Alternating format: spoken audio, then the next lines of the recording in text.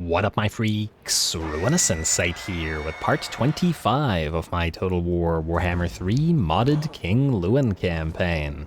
So as we left off last time, we ended the turn and Louen was attacked once again by a massive pile of the dead. I hope you guys aren't tired of these massive battles against the vampire camps, because this will be a first in that we're fighting 4 stacks at once, and not 3. Indeed, Vlad is in here and 6 Vargulfs, and interestingly enough, very little in the way of air. I think the AI is programmed to at least somewhat react to the type of stuff that you build, and Vargulfs are pretty effective at knocking knights down, and obviously enemy air has been failing at dealing with us, so, and good job to the AI for that. Anyway, it's getting very difficult to concentrate with Beaky just screaming non-stop. I don't think he's quite as bad as Malekith at this, but I'm just gonna get into the battle and we'll say more stuff afterwards. Here we go, massive battle, Vlad and co. Possibly the biggest battle we'll ever fight against the vampire counts this campaign. Away.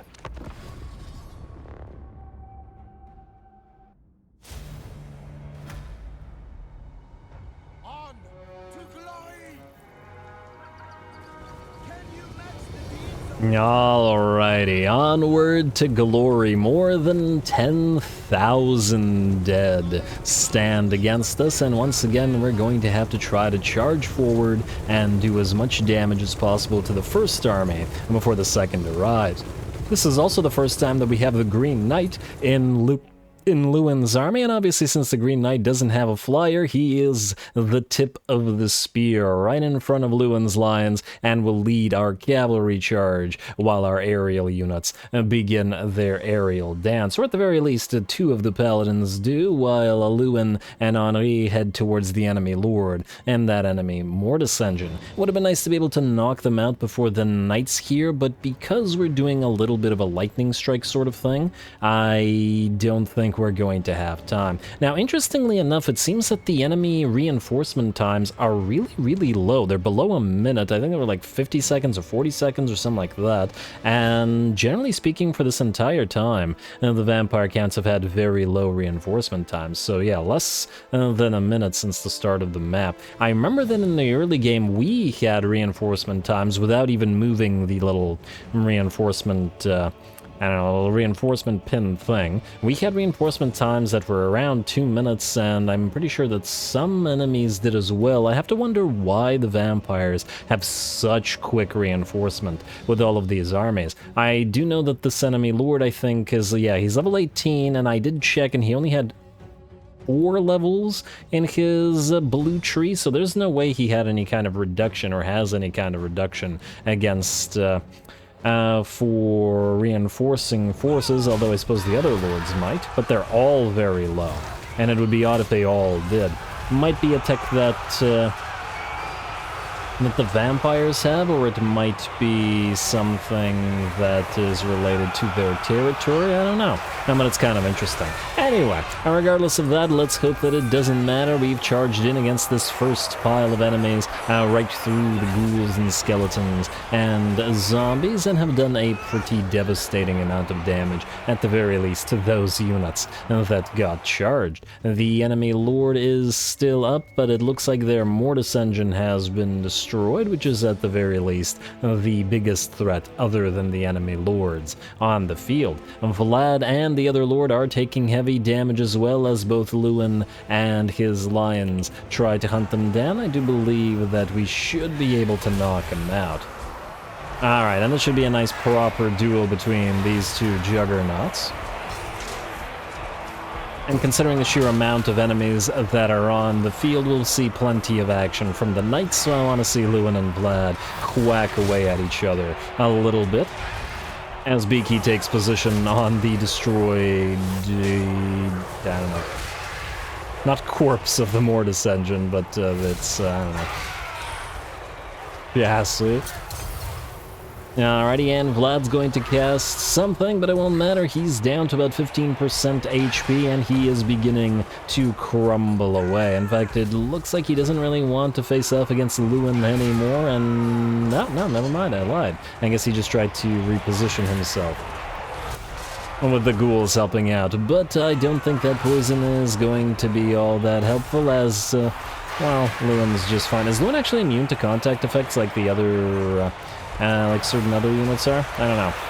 I don't think so, but it could be. Anyway, with that, Vlad is going to run away. He's got 200-ish HP remaining, and it looks like he'll just melt rather than allow Louen to finish him. In the meantime, the rest of the battle is ongoing. We have our Pegasus Knights who have found the enemy Necromancer, or one of the enemy Necromancers, one of the enemy Lords, and back here, and who is just about dead. Our units of various Knights of the Realm are running around in the background and attacking isolated units, as they like to do, while our main force, our main questing knights and stuff, are hitting the enemy main line. And the Green Knight is trying to fight off the two Vargovs here together with the other paladins, and trying to deal with those Cairn Wraiths as once again, and we do lack magical damage to some degree. Plenty more reinforcements are arriving on the field, and it looks like we're getting a decent amount of value out of these units of Knights of the Realm as well, as they're holding off a Lord and whatever units he, or at least a decent amount of the units he's been able to bring with his army. Obviously, a sword and board unit of Graveguard and zombies shouldn't be that difficult for the defenders of the realm to face. But they should watch out as, oh wow, that's a lot of units. Well, they're going to get mobbed and destroyed sooner rather than later, but luckily I see no Graveguard with great weapons. Let's check back on the main battlefield here as our knights continue to run through the enemy formations, and it looks like are now going to back off a little bit in order to get another proper charge in there. The two Vargovs, or I should say two of the many Vargovs, are still alive, although it looks like, well, that's no longer true, and the other one's going to get hit by Louen and by the Green Knight and by Henri at the same time, so it's gonna go down very quickly as well. Gotta love that Grail banishment effect and all the additional damage the enemy will take due to its resistances being depleted, defeated, debuffed, whatever. Oh, and it looks like there's a White King running around here trying to chase it down, the Damsel of Life, but not to worry, I'm sure our own elites will be able to hunt him down, while the enemy here is attempting to reform. Still 40 enemy units on the field, and still plenty of reinforcements, another 10 or so to be fought. Damn. And we've got 4 minutes of straight-up combat so far, basically. A little tiny bit less, but not much less. Due to us heading directly towards the enemy at the very start. Anyway, we found the White King and surrounded and destroyed the White King with our mob of heroes and lords here. And now we're just gonna back them away rather than directly fight those Graveguard in order to try to find more single targets while the Knights deal with all the infantry. More Knights where that came from, not to worry. There's always more Knights in Bretonnia. There we go.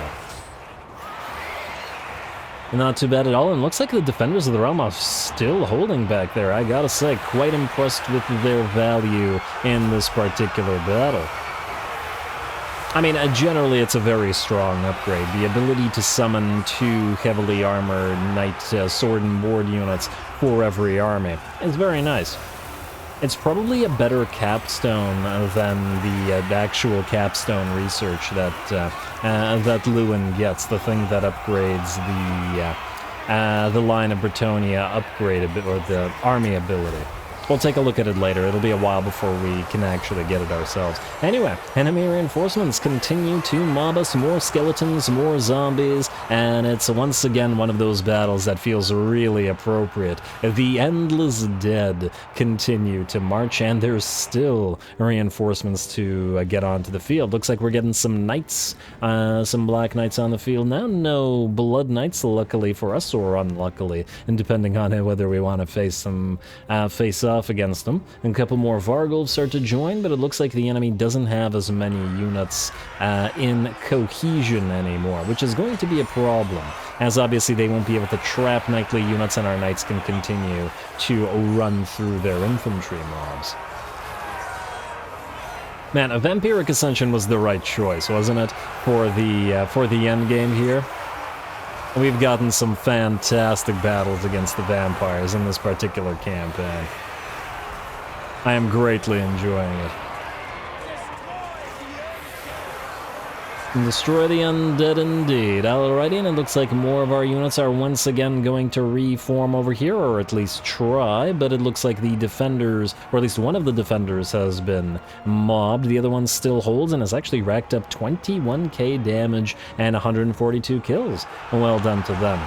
Alright, our Pegasus Knights are actually doing some brawling and this time around, not just charging the enemy and then running away, but helping out with the actual fights with our regular Knights. Green Knight continues to fight as well and has racked up, okay, not the Knights who say we, who are nearly at 500 kills, very nice by the way, but has racked up 61 kills, and the damage is more important, nearly 20k damage himself. Very nice, considering he's by and large been attacking single entities.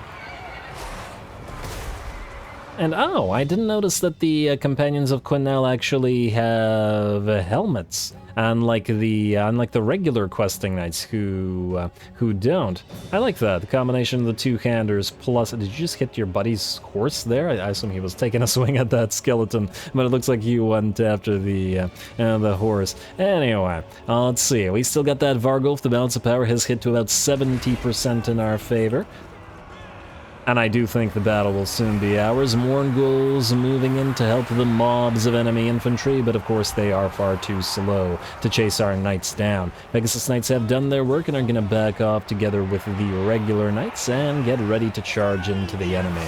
Once again, 923 kills, nearly 100,000 damage on Lewin's Lions so far. Damn, they do good work. And here come the Knights of the Realm, our anti-large units, eventually to be replaced by Grail Knights, which are also anti-large, but for now they're going to go ahead and hunt this Vargulf, being a large unit. And it does have decent armor as well. I'm actually now wondering whether the anti-large of the questing knights is more or less effective, or not, or the armor piercing of the questing knights is more or less effective than the anti-large bonus for the Knights of the Realm. 32 armor pierce plus 10 bonus versus large. It's actually not that big of a bonus versus large, as opposed to these guys who have 70 armor piercing damage. And then, of course, that bonus versus infantry, which wouldn't apply. Yeah, I think they would actually be still better. But not to worry, once again, and these guys will eventually be replaced by another anti-large specialist unit, a more elite anti-large specialist unit. Not that they need it against the Vargulf, as this Vargulf is, by the looks of it, already down to about half HP. Also, one of our paladins got trapped very early in the battle, like 4 minutes ago, and hasn't really been able to move, so we did send the Green Knight to try to help it out. Oh, there's still another Mourngull in there as well. Nice. Alrighty, how are we doing back here? Well, if it isn't another Vargulf. Damn, the enemy brought a lot of bat hulks to try us this time around, which is appropriate. But it ain't gonna work so well as the Hippogriffs and the Knights have been ripping them apart. Slowly but surely. And, ooh, hello, we've got some Black Knights with lances and barding coming in. And we're going to, well, I'm not sure I would quite call it a counter-charge, but we're certainly gonna charge right into them, and they're going to start melting away pretty much immediately.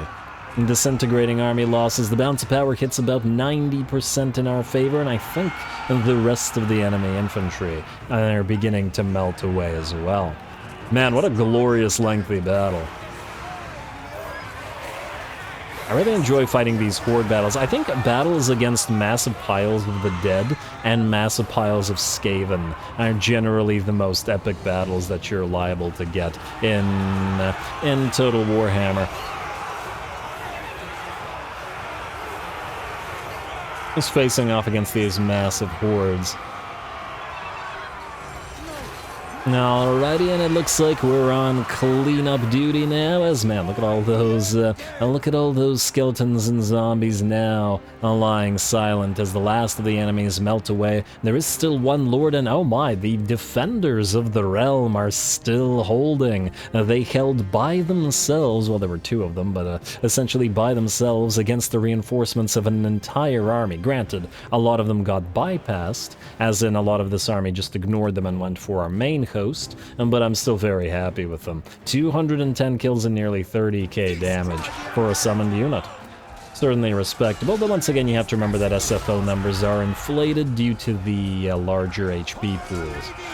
Alrighty, and Louen comes in to deliver the final blow against the enemy Lord, which was also held back by these defenders of the realm. The Lord melts and the rest of the armies follow. Ah, glorious. Definitely one of those battles I would love to play again just by virtue of the sheer number of enemies we had to deal with. And while we did take a little bit of damage on some units, we were able to heal them quite nicely. I think that one battle with the 3 stacks that had like a billion Graveguard with great swords was still the toughest, because we really had to back off lest we take too much damage and get trapped and destroyed by all those Graveguard. And once again, the AI doesn't quite understand how to play vampire counts correctly, so once again, that's its problem. Anyway, a glorious and very much heroic victory.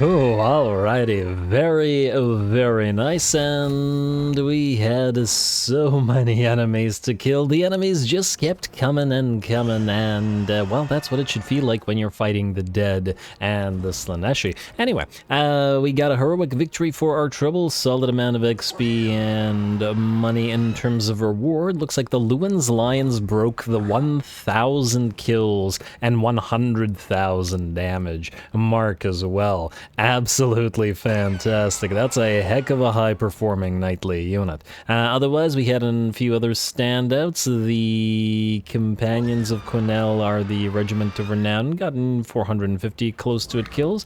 Same with the Knighty Knights at 50k damage, 450. And then these 3, the Knights of the Algorithm for Zelady and the Knights Who Say We, all got above 500 themselves. Looks like Louen actually got outdone by a lot of the knights this time around. Good job to them. I can't say I'm not impressed. Then we also got, 450 kills and 50k above damage on the 2 knights. Looks like in this particular battle, these Knights of the Realm actually managed to stay in keeping with the questing knights in terms of damage. Very nice. Anyway, we'll take the money because clearly we're going to need it if we keep making expensive purchases like those 12k tier 5s. Let's ransom those captives. Of course, these guys are all going to back off now, but we should be able to chase a few of them down. And of course, the dwarfs are going to be opportunistic and take a bunch of these territories. Hopefully they don't go for Castle Tempelhof. I was hoping to grab Averheim and all of these territories and trade them to the Empire, but it looks like that's probably not going to happen. I mean, maybe these guys will fail, who knows. And, these guys managed to besiege Zufbar. Well, I suppose if we take Zufbar, we could just go past all this. And, okay, yeah, the Green Tide Decree, fantastic. Errantry of Louen, mission successful, so we still have that Pursuit of Battle up and running. And the tier 5 version, or the 5th version rather, will give us a Forbidden Rod. Very nice as well. Another student, though we have too many to use right now anyway. And that's about it. Alrighty, what level is the Green Knight from that? Level 7. Beautiful. I think immediately we're going to go for the money one. So, we have plenty of Knights of the Realm, and we have plenty of questing Knights. So we'll buff those. And then out of the rest of these guys, we have very few. And I guess we could inspire young Knights. Physical resistance for the Pegasi is nice as well. Even if there aren't that many of them right now. Wow, Vicious Temper is just for Royal Hippogriff Knights? Honestly, this should probably be combined with these guys. Let's go with Inspire Young Knights, just by virtue of the number of units. And again, 25% charge, do we really care about that for them? Nah, I think we'll go for the Pegasus ones. More importantly, Vows of Fealty. That's what we wanted, putting us up over 20k money per turn. Of course, that'll also, once again, disappear, but, you know, later on. Now we'll probably want to try to head towards Peasant Rumors and possibly Wisdom of the Ages. Well, you know what, let's go rationing supplies while we're doing the money thing. We're at 20,200. This will take us up to 20,000 to, yeah, nearly 2,000 gold for that point per turn. That's pretty darn decent.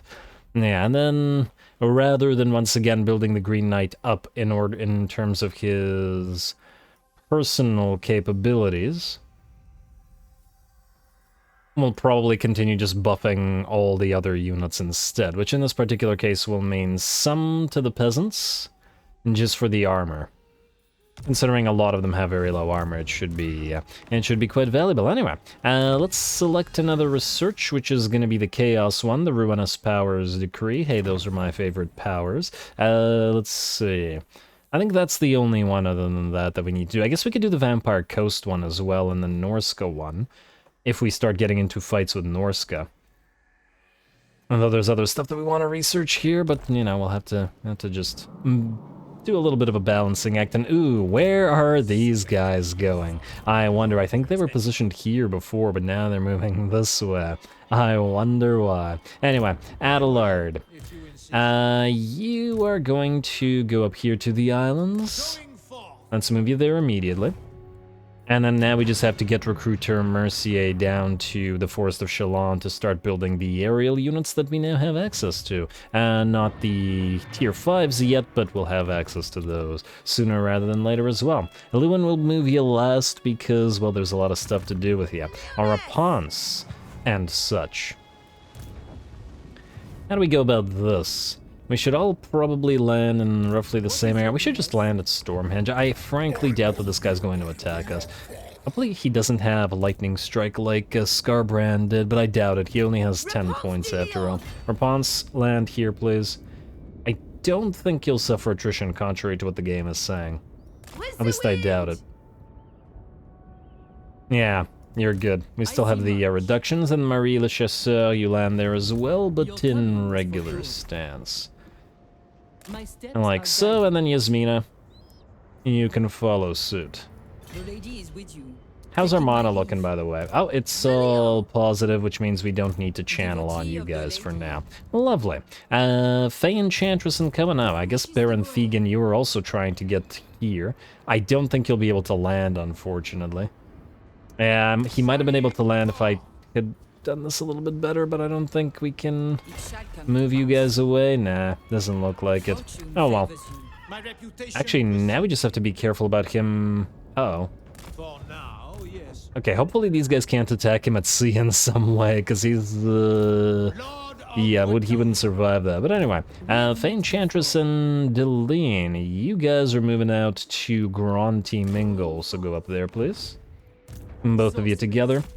And then once we have a base of operations or a couple here, we'll probably start hitting the ogres. There's no need to attack them and Skarbrand at the same time yet, but, you know, sooner rather than later as well. Alright, everything else is looking good. How's Khemri and these guys' reputation, or... They don't like the treaties with the Court of Libaras. Oh, I thought these guys were okay with each other. What don't they like? Trespasses, yeah, okay, I can see that. We need to force them all to declare war on the same factions if we can manage. You're only at war with the Rapturous Excess. Huh, I wonder if we could get any of them to attack Skarbrand. That'd be the easiest one, wouldn't it? Actually, if we weaken Skarbrand, okay, we could have Court of Libaras do it at least. It's not like we care about Skarbrand's territories. You're already fighting Skarbrand. If we could just get Tic-Tac-Toe and... okay, not you. And Krokgar to attack Skarbrand, that would work out swell. Not yet on Crocky. What if we join the war against the Rapturous Excess? 49k gold? Yeah, I don't think so. I don't think so. What about you? You're much more willing. I think I'd be willing to pay 4k for this. Alright, join war against Skarbrand, like so. And just to be friendlier with Khemri. Then, we'll have Libaras do the same. Exiles of Corn, like so. Not what I've been spending money on so far, but I guess it'll work for now. Do they like that they're at war with them? Huh. Now, you would think that the Last Defenders would like anybody who's fighting Skarbrand or Chaos in general, but they don't seem to have a bonus to it. oddly enough. Alright, well, we'll have to try to figure out a way to get them to do this as well, but I guess for now we'll have to leave it. Once we destroy the other Scarbrand's armies, he should be weak enough for that to work. Anyway, let's continue. Oppressor Zalberic, it is your move now, and I guess you should be able to auto-resolve. Okay, in fact, wait, let's just see here. You, go to the Pillars of the Unseen Constellations. Or is it Constellation? No, it's Constellations. Does it matter? No, not at all. And yeah, just auto-resolve this garbage. We don't need to fight it. You have sufficient knights to be able to take care of it. Good. And then you can rejoin Alberic up north in a second. You can also grab that Realm of Chivalry for the construction cost reduction. Alberic, you are going to... well, you should get Crimson Skull Isle. But I guess we'll start with the High Sentinel, even if it's a little bit out of the way. On the other hand... we'll have to loop back around anyway. Whereas the Isle of the Crimson Skull might be able to defend itself better. No, but on the other hand, we could sail out of the Crimson Skull and land at the Shrine of Sotek. I guess it won't matter either way. You know, just go for the High Sentinel then. And then maybe we'll see how close we can approach Pothwalks as well. Auto-resolve this because it's garbage. And, yeah, well, okay, the peasants got hurt, but we always got to figure out a way to, you know, hurt the peasants in some way. And hey, Alberic has Crusader, gained by fighting battles far from the capital. Huh. Perfect vigor. And 10% campaign movement range. Oh my, wait.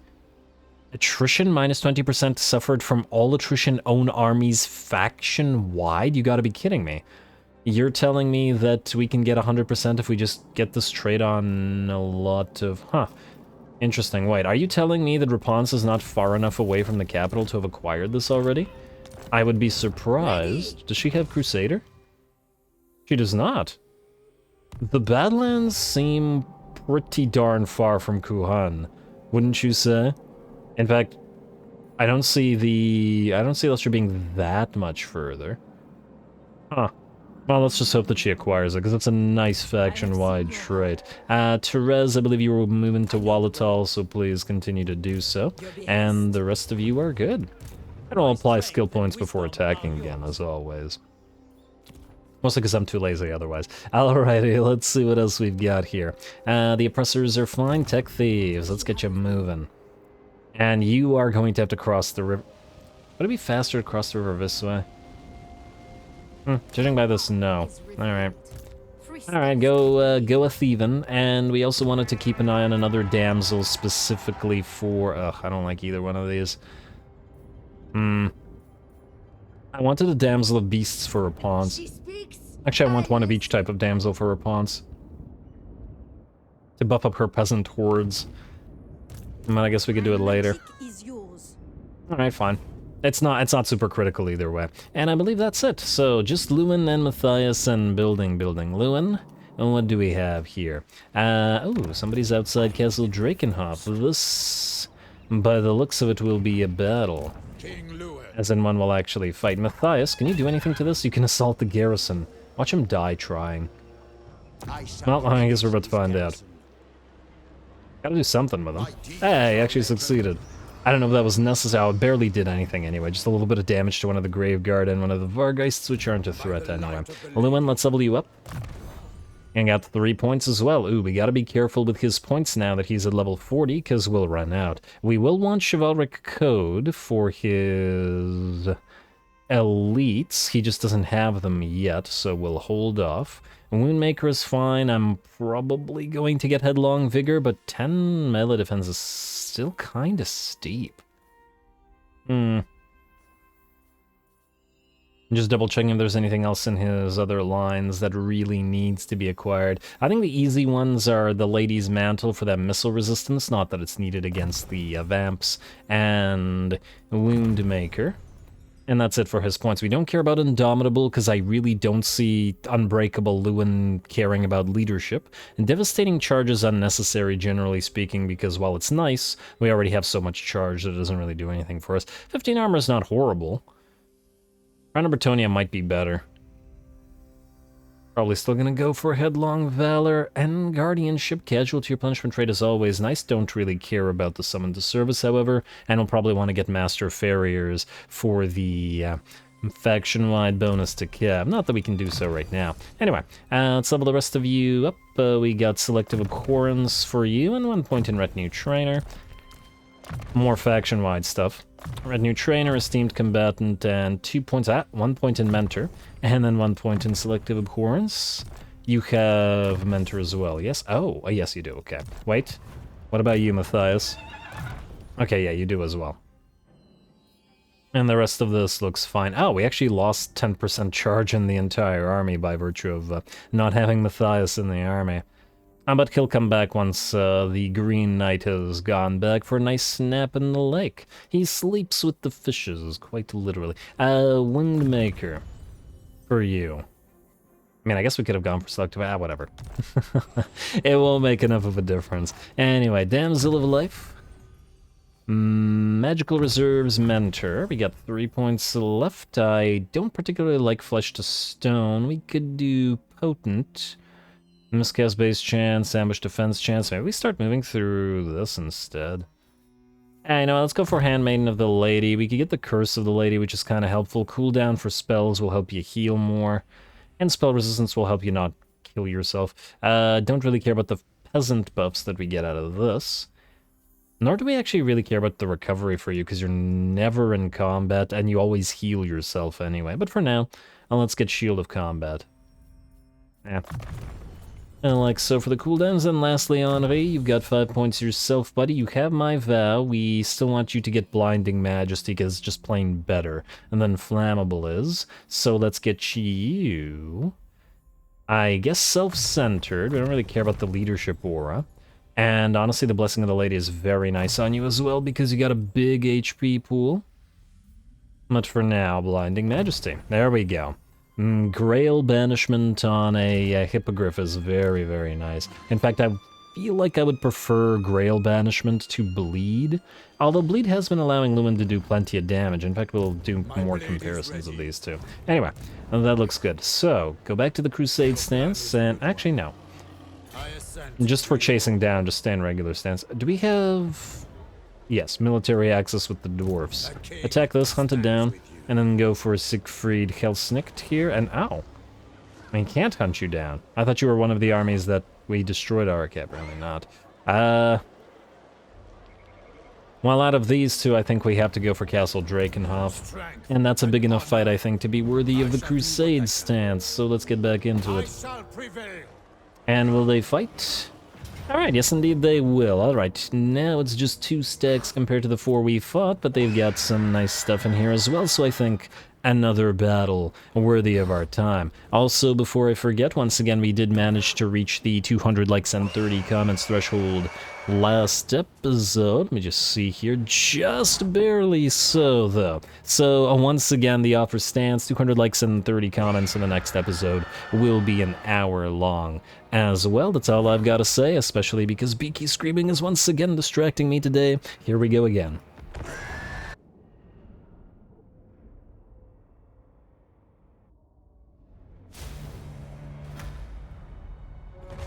This is my realm. Well, actually, this isn't your realm, but, well, I guess you're making it your realm. Anyway, here we go again. I guess this is going to be a very Louen army, knightly-centric episode as we put all those Sylvanian dead back into their graves. And I guess it is appropriate, but I do think that this battle will probably cripple the Sylvanian faction, and that I doubt that they will be able to recover after this one. On top of that, we'll have to figure out what our... Oh my lord, that poor Necromancer. he just gets destroyed. All 4 directions. Paladin from every direction. Every compass direction, whatever. Yeah, goodbye. That was ugly for that poor Necro. What was I saying that amused me too much and now I don't remember? Yeah, we have to figure out what the final goal for this campaign is. Obviously, the final goal... Oh, giant Vargulf statue. Is it? No, it's a Vargeist statue, but it's still very nice. I never seen that. Oh, I want to take a look at it from the other side. Why would you model this thing and not allow us to zoom over onto that side? Come on. Game, please. Why? Okay, well, it's neat is what I'm getting at. I just think they're neat. The final goal is probably going to be chaos. Obviously, the final battle that we have for the Bretonnian long victory is chaos related, or at least the one we chose is chaos related, and that will be the final battle of the campaign. But I think we'll still move up north and try to take out both Archaon, or at least defeat him in combat. I don't know whether we'll go all the way to the plains of Zhenbaijin just to destroy the settlement, because it's a waste of our time. And more importantly, I think perhaps, well, equally importantly, will be Throt the Unclean, as he will have a massive number of armies outside of the Hellpit. And we should have some fun destroying those as well. Anyway, here come the dead with some ogres in tow as well. I wonder if ogres would make a very solid sort of mercenary to have with undead armies, as they're unlikely to be eating your skeletons. No, then again, they might still eat your zombies. Hard to say. No, on the other hand, you probably can't have them eating your foes, or else you're going to have a difficult time raising them as well. Anyway, I digress. The battle's going to begin with us sending our aerial units, as always, to establish air superiority. Both units of Vargeist get absolutely destroyed and drop out of the sky, and so does the Terrorgeist as well. So quickly, in fact, and that we couldn't quite see what was happening. And that's okay, though, as the main fight will be fought against these piles of irregular dead. The enemy is going to send their vanguard of ghostly units forward, as the Hexrites and Charonrites alike meet the Defenders of the Realm in combat. Of course, the Defenders of the Realm will start dwindling in their numbers, but that's okay because they're summoned, and we have the Knights on the way as well. Lewin's Lions charging forth into the fray. And it looks like the mass of the enemy is sufficient not to get punted around this time, but perhaps that's not such a bad thing, as it allows us to essentially envelop the entire army and prevent it from essentially moving outward. They're stuck like this now. And of course, Louen and Co. are right in the center of all this, but they don't really care, as they are too difficult to select, at least in this manner. Alright, and over in the background we have the Knights of the Realm and the Pegasus Knights moving in as well. There's a Vargulf who's been caught out by our anti-large Knights of the Realm, and more of the enemy units are getting surrounded. Beautiful. Plus the Shield of Thorns is active on a huge percentage of our units, which is usually not the case, and due to them being too spread apart in regular field battles. Out here, we've sent several of our other knightly units to start dealing with the enemy Cairn and Hexrites, and just to help out, as obviously we're going to have a tough time with the ghostly units with our non-magical damage dealers, but they'll be able to melt them away in due course. Alrighty, and now it's time to, let's see, the enemy lord is nearly done, and it looks like we've been able to melt away a decent portion of the isolated enemy units in the background here.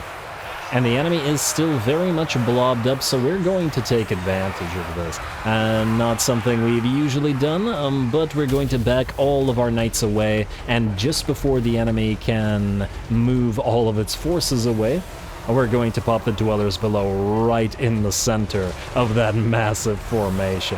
And this is an overcast Dwellers below as well, doing an absolutely horrendous amount of damage to the enemy and basically ending the battle with the single spell. How much damage did that do? The damage... wow. And it's not done yet, the damage is still climbing. Damn, that was absolutely disgusting. I think that might have been the most damaging single cast I've ever had a spellcaster cast. Yeah. She hasn't been casting Awakenings of the Wood or anything like that. In fact, generally in most battles, I've not really cast damaging spells, and I've just been buffing up our knights. But one spell at nearly 200,000 damage, very, very nice. And that actually really worked out. Well, certainly it turned out to be a very different battle by virtue of that than the others, wherein we've normally charged in and out, in and out. That's what being Slaanesh is all about. In terms of our knightly units, and this time we just blobbed them up and destroyed them. Kind of interesting. I wonder whether we should repeat the maneuver or it's a little bit obnoxious. I'm not entirely sure. Anyway, we got a little bit of chasing to do against the enemy ogre bulls. Oh, there we go. A close victory, apparently. I don't know what you're talking about, game, because that really didn't look all that close to me.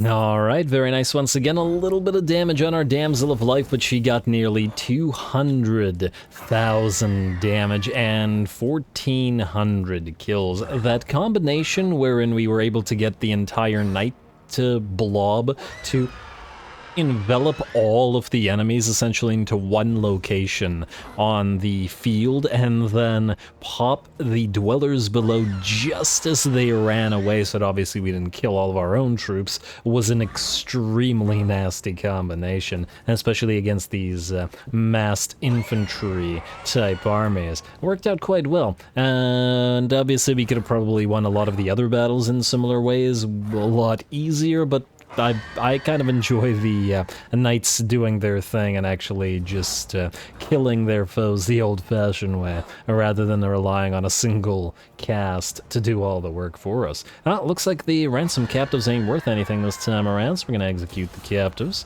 Few will survive a castle Drakenhof, but not enough, and we should be able to claim it for ourselves. Spell shield, zealot, and castle. How to resolve this one? No damage. Well, actually 25 units lost, but still. That's fine. We're going to occupy it rather than sack it. Lovely, and look at the non-corrupted lands. A return. We do not need... Well, we do need the gold mine. That only gives us 400 gold per turn, nothing crazy, but income from all buildings, all regions, and provinces. Nice.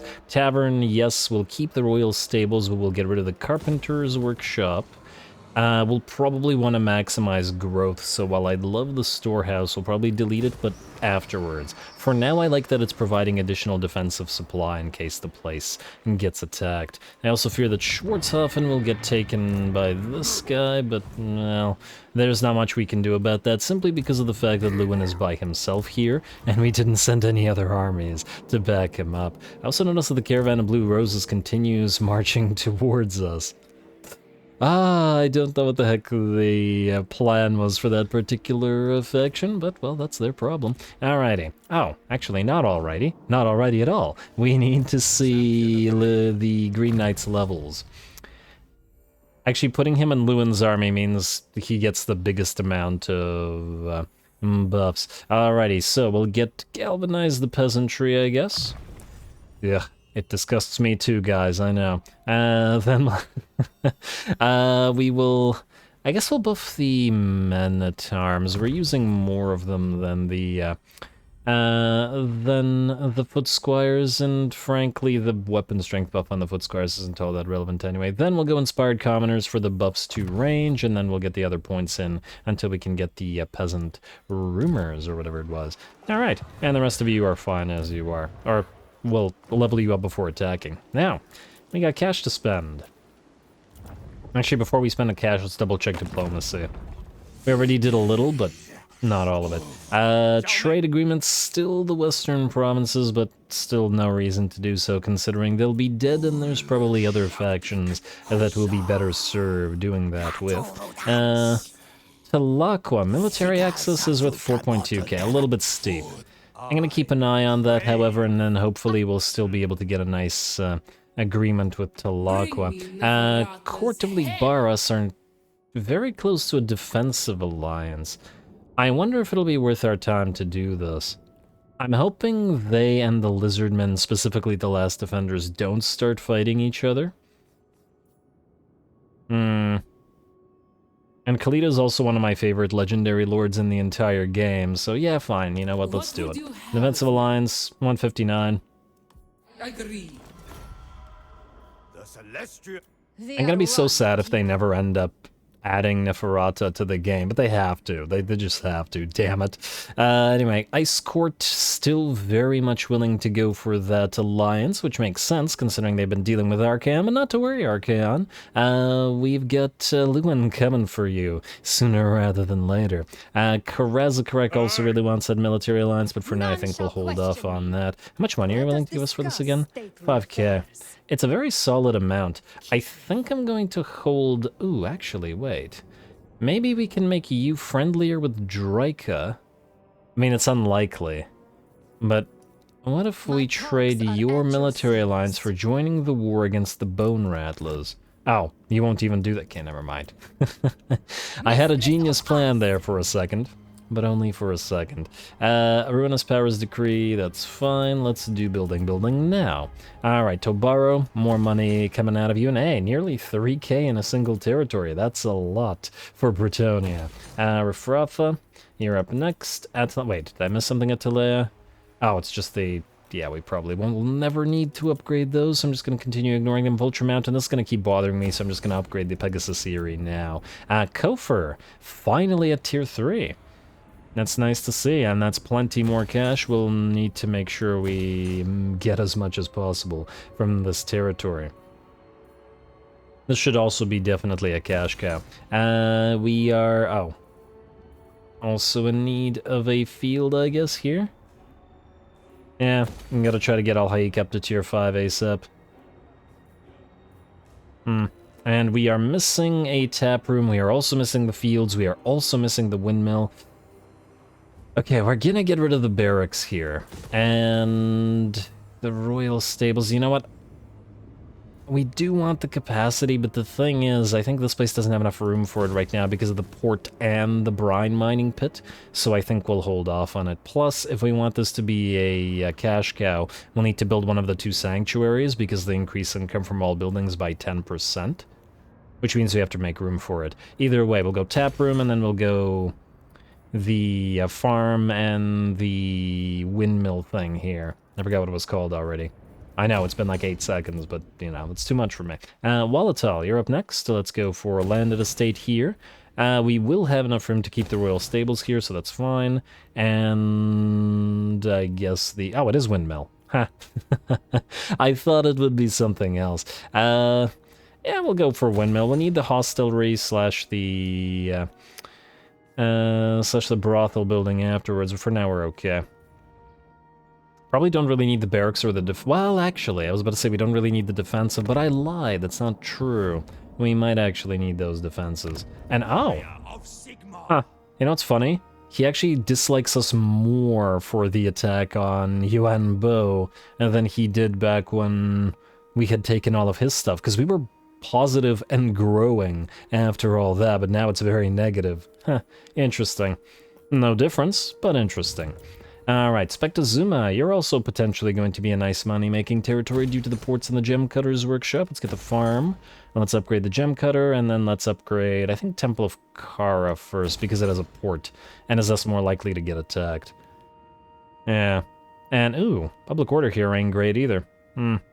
Oh, it's because I built the farm rather than the public order building, eh?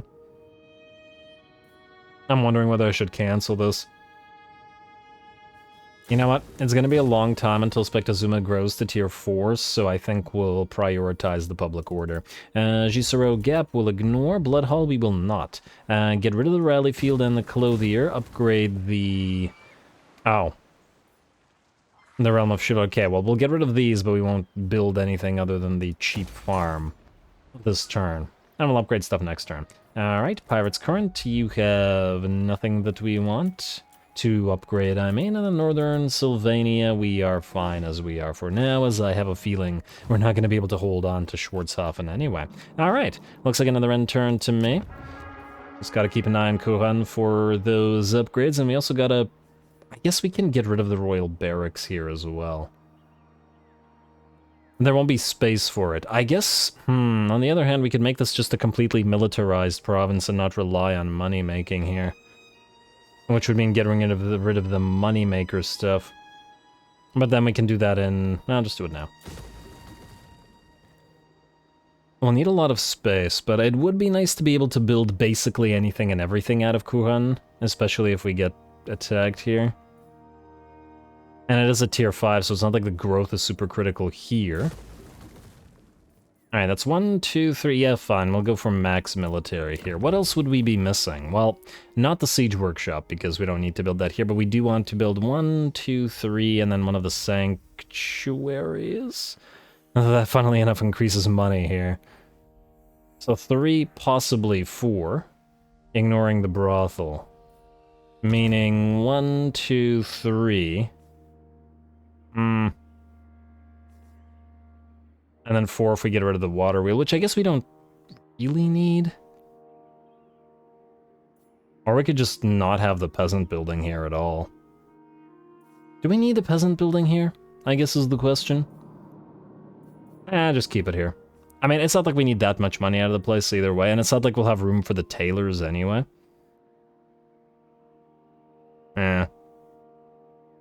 Honestly, if we're going to get rid of the water wheel, we probably want to replace the landed estate as well. Huh. You know what, I'll think about it. We'll do this for now. And it really doesn't matter that much. I'm just gonna skip, and turn. Alright, just to not think about that anymore. Alrighty, now let's see what else we have. As in, if anybody's going to attack us, etc. You want us to join war against the Bloody Hands, yes? Yes, but no. And, he's kind of milling around in the center of the land of the dead. Interestingly, seems to want to stay on Hekara's side of the river. Campaign line of sight, Avalorn and Illyrian Confederation, no outpost, Ally begins outpost construction, we should do the same. There's that Ruinous Powers decree. And do we want the Norscan decree? I mean, I suppose now that, there they are. There they are, they're coming for Marienburg or possibly Grungzent. Damn it! I say damn it because I really wanted Adelard to, go out to sea, but it looks like he's gonna have to start dealing with Norscans, and then Wulfric himself. Alright, well, Adelard, I guess you're going this way then.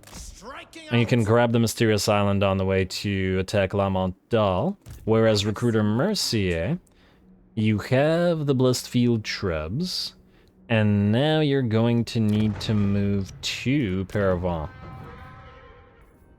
wherein we will recruit a bunch of outlaws and then a bunch of flyers for our 2 armies, one of which we'll send up north to deal with the Norscans. Alright, march stands for you. And also have to keep an eye out on new prophetesses with the magnanimous trait. And there's one right there. But who do we have following? What's the likelihood Vlad has lightning strike? I'm gonna assume it's low. And we should have a magnanimous trait close to Louen. Yeah, alright, let's summon you here, and honestly, if you die, it's not that big of a deal either way. There you go. We're not gonna put Matthias in your army, though, because I don't trust it. We also gotta remember that Matthias is our Hex Knight, so all of the negative stuff that he has, base weapon damage, melee attack, and enfeebled defense, is on him. So Louen lacks that now, which was a fairly decent combination. Alright, Rapunce, you're up, and I guess you can't move anymore because of your land. Why are you here? You're gonna run, right? There's no way that you stand out here and fight us. Not with all of this stuff here. I doubt it anyway. What is your behest? Taking my leave. Give it a try. Yeah, he's gonna run. Makes sense. And on the bright side, though, Baron Thegan. Move on in, bud. Stonecasters and Boulder Delivery have been named. Just gotta make sure that these armies are close enough to each other to protect each other if attacked. Like so. And then Thegan. Swap those units out. Probably should have swapped these to... wait. We should swap these to Marie Le Chasseur. Yeah, let me see if I can do the count right. I guess it's just... wait. In the lady's name. 1, 2, 3, 4, 5, 6-foot squires and 2 stonecasters, which means we need to make room for 8. I don't necessarily want to get rid of the 2 men-at-arms with pole arms. Get rid of 2 of the peasants. We have met 1, 2, before. 3, 4, 5, 6, 7. So we need one more space, eh? To put them all in there. Hmm. Do we need 2 Grail? Do you even have a Grail? You don't have a Grail Relique. Oh.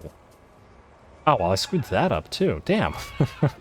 Alright, let's do this. You can have all of the peasant mobs. For now. Let me see if I can get this right. Then you can take... You can swap one of the Grail Reliques to Rapunzel. I don't know why I didn't give her one. And then take all of the Men-at-Arms. And then have room for 2, which means... I don't know, take 2 of the named archers. We're gonna take all the archers from this army soon, anyway. Just gotta replace them with the other stuff that's supposed to go in there. Then Rapunzel, you are going to get all of this. And that's 1 over. Okay. Take another archer. Oh, now it's gonna bother me that you only have 1 archer left. Alright, let's keep the non-named one, then. And then you're at 20 out of 20. You can keep the Grail Relique for your massive pile of peasants, and you can get rid of... Yes. You have another fire arrow, eh? Favors you.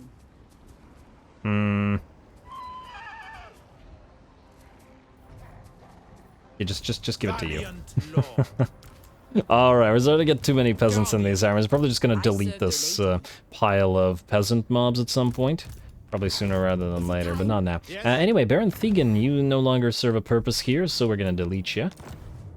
And there we go. Looks good. Now, what do we have next? The Fey Enchantress, you and Deline were supposed to land at Grunty Mingle.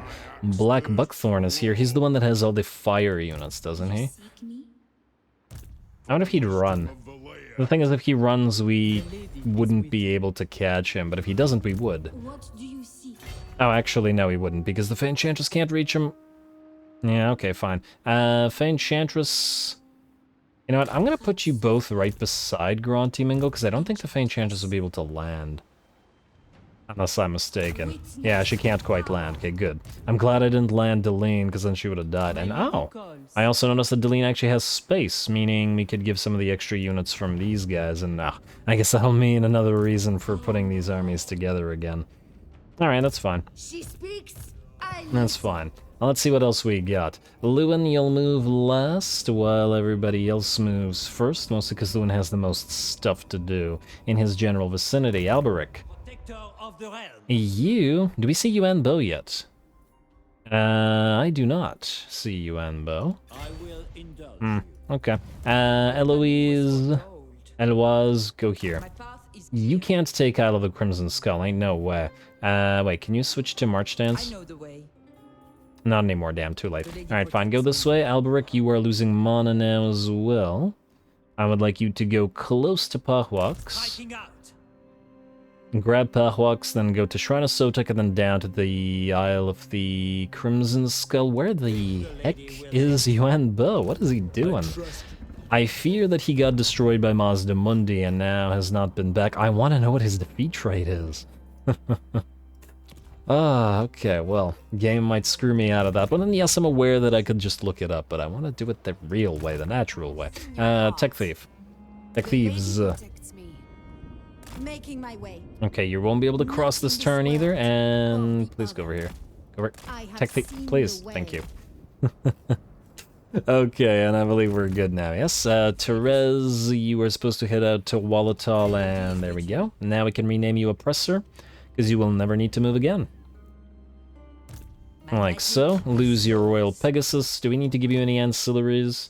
Man, it's really too bad that you can't give students to lords. Servant, Pit Fighter, anything that gives public order here. This is corruption reduction, which we don't need. Yeah, nothing that gives public order, eh? Alright, that's fine.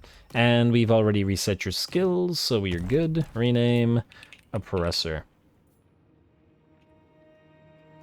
There we go. Alright, fantastic. And I believe you were the last. Back to Louen once more, and I guess back to the techs. Yeah, let's just do another Norscan. Oh! We have 2 greenskin decrees. But we'll prioritize the Norscan decrees because we're less likely to fight the greenskins first. At least in my estimation. Louen? Vlad is still nearby with, frankly, kind of meh army. Oh, he can't run anywhere, can he? He's right beside Zilfbar. And, oh, the dwarves are certainly coming for him. Damn, I don't want to lose out on Castle Templehof. How do we do this right? Without giving up territory to the dwarfs. We probably just stop thinking about it. Your plan is a good one. Oh, I should have summoned you last turn. I didn't even realize Louen could move right now. Do we fight this again? I mean, frankly, it's just a pile of garbage. I feel like this army and this army might not even be worth a fight. By the light of Sorry, Vlad, insulting though that may be. It's just skeleton warriors and zombies. They die on the charge. No graveguard, nothing to concern ourselves with. And decisive victory and barely even dwarf units. We've already defeated Vlad in combat twice. Yeah, I think we're fine. And we'll take the money. And if this is going to be another version of this negative trade, and oh, you guys going to back off? Well, one of you is going to back. Oh, you're both going to back off. But they're probably not strong enough or viable enough to continue the fight anymore. We'll maybe allow the dwarfs to chase them down rather than bothering to go up all up in here. And while we could reach them and get more XP for the Green Knight, I'm disinclined to risk being unable to reach Castle Tempelhof next turn. I think I'd rather do that, so I think... Wait, can we reach Eschen? Ah, we can't reach Eschen. Might have gone a little bit too far. Oh! Actually, what we might be able to do... Wait. Go right here on the road to Eschen. I go forth. If we do this right, perhaps what we could do is have Meline here grab Eschen while Louen grabs Castle Tempelhof. I don't know if it's possible, but it may be. So we'll keep him right there. Alright, anything else for this turn, or are we good once again? I think we might be good. Minus the building stuff. And there is building stuff to be built. Alright, so brothel, then salt mine, then growth and windmill, or farm and windmill, and then the same to you, land of assassins, farm, and marches of Couronne. One more turn. And, oh, I screwed it up. I need 3, not 2. Okay, well, I'm glad that I did that last turn then, because we still need to... Yeah, fine. Alright, Couronne, screw it. Get rid of the water wheel. Can we build anything with 3 tiers in Longyi that might be worth it for us, military-wise? Funnily enough, we could build the Outlaws camp here. And just go completely all military stuff available. That might not be the worst choice. Not that I was intending to build them here, and it would be bizarre to have them right outside Longyi, but I don't really see a better choice, you know what I mean? Could build another mini tavern, could go for the apothecary, nah. I mean, I suppose a Chapel of the Lady would increase the amount of money we make from Lyonesse, Artois, and Marienburg, but none of them make that much. I don't know, I'll think about it. Either way, destroy those, and Couronne will be able to build its maxed out stuff next turn, which we'll save the money for, because it's going to be expensive as heck. And Spectazuma, I was going to build a tavern there. Gisero Gap, no. Every time. And then we'll do fields here, and I guess a Chapel of the Lady at the Pillars of the Unseen Constellations, though if they get attacked by the Dark Elves, well, we won't be able to stop them. But once we destroy those Dark Elves, it won't matter. Alright, and that's good. Pirates Current still going to continue bothering me, but I think it's fun. And then northern and southern Sylvania. Well, actually, we can build a gold mine up. And you know what? Let's build the farm here as well, for the massive amount of growth. And I left the storehouse, but I think it's no longer needed. No, actually, no, you know what? While these guys are still hurt, it might still be needed. And while the dwarfs are here, we might actually get value out of upgrading you. Potentially. Depending on how these guys do stuff. And we shall see. Alright, one more Diplo, and then on to the next turn. We have Western Provinces really want to trade, and I'm still shocked that they're alive. But otherwise, we're fine. And near to defensive alliance with the Order of Lore Masters. But I think we're good. I think what we do want to check once again, though, is if you, sir, are willing to join the war against Scarbrand. Still at minus 32. Oh, minus 17, okay. That is... it might actually be more than it was before. I'm not sure, but once this guy loses his armies, that won't still be the case, so... let's skip, and turn.